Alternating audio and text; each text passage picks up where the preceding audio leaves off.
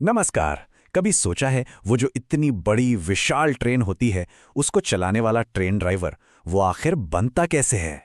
मतलब क्या पढ़ाई चाहिए होती है, कौन सा एग्जाम देना पड़ता है, और हाँ, सबसे जरूरी बात, सैलरी कितनी मिलती है। तो चलिए आज की इस बातचीत में हम इन्हीं सब सवालों के जवाब जानेंगे, वो भी एकदम स्टेप बाय स्टेप।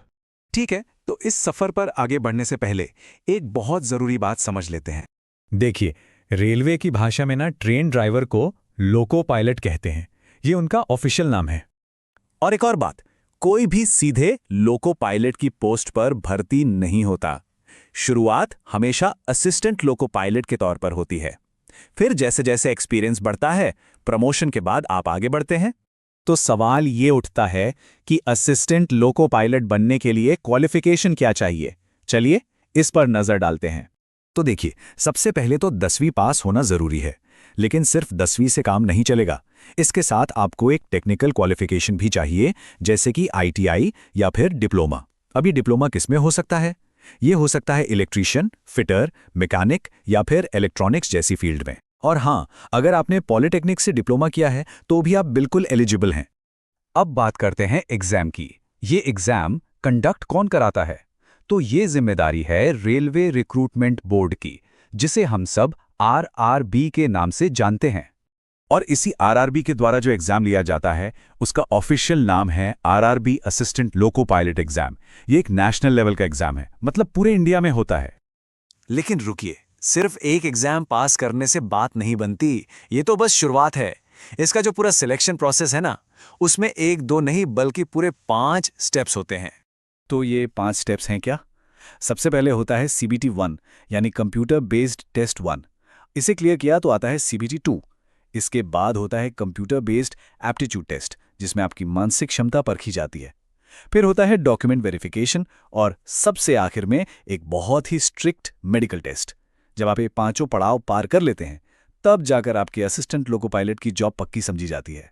अच्छा, इतनी सारी मेहनत, इतने सारे टेस्ट्स, इसके बाद सबसे ज़रूरी सवाल तो यही आता है कि भाई सैलरी कितनी मिलती है। तो देखिए, एक असिस्टेंट लोको पायलट की जो शुरुआती सैलरी होती है वो करीब करीब 40,000 से 60,000 रुपए महीने के बीच होती है। पर बात यही खत्म नहीं होती।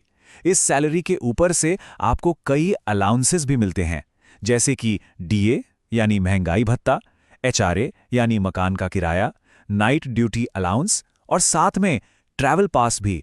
तो पैकेज काफी अच्छा बन जाता है। अब बात करें करियर ग्रोथ की, तो रेलवे में ये रास्ता एकदम क्लियर है। आप शुरू करते हैं असिस्टेंट लोको पायलट के तौर पर। कुछ साल के एक्सपीरियंस के बाद आप बनते हैं सीनियर असिस्टेंट लोको पायलट। फिर आपका प्रमोशन होता है लोको पायलट के पद पर, और आखिर में आप बनते हैं सीनियर लोको पायलट। मतलब जैसे जैसे आपका अनुभव बढ़ेगा, आपकी पोस्ट और सैलरी दोनों ही बढ़ती जाएगी। चलिए, अब एक बहुत ही ज्यादा जरूरी बात पर आते हैं। एक ऐसी चीज जिस पर रेलवे कोई भी समझौता नहीं करता, और वो है आपकी मेडिकल फिटनेस। और मेडिकल फिटनेस में भी सबसे ज्यादा जरूरी है आपकी आंखें।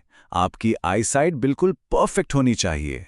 और हाँ, कलर ब्लाइंडनेस तो बिल्कुल भी नहीं चलेगा। मतलब रंगों को पहचानने में कोई भी दिक्कत नहीं होनी चाहिए। और ऐसा क्यों है? इसकी वजह बहुत सीधी लेकिन बहुत गंभीर है। सोचिए, एक लोको पायलट को दूर से ही सिग्नल देखकर समझना होता है कि ट्रेन रोकनी है या चलानी है। अगर उन्हें लाल और हरे रंग में ही फर्क नहीं पता चलेगा तो क्या होगा? हजारों लोगों की जान का सवाल होता है। इसीलिए इस मामले में कोई ढील नहीं दी जाती। तो इस पूरी बातचीत से एक बात तो साफ हो जाती है ना, कि ये रास्ता आसान तो बिल्कुल नहीं है। इसमें बहुत सारी चुनौतियां हैं। पर यह सिर्फ एक नौकरी पाने का सफर नहीं है, ये एक बहुत बड़ी जिम्मेदारी उठाने का सफर है। एक ऐसी जिम्मेदारी जिसमें आप सिर्फ ट्रेन नहीं चलाते, बल्कि पूरे देश को सुरक्षित तरीके से उसकी मंजिल तक पहुंचाते हैं।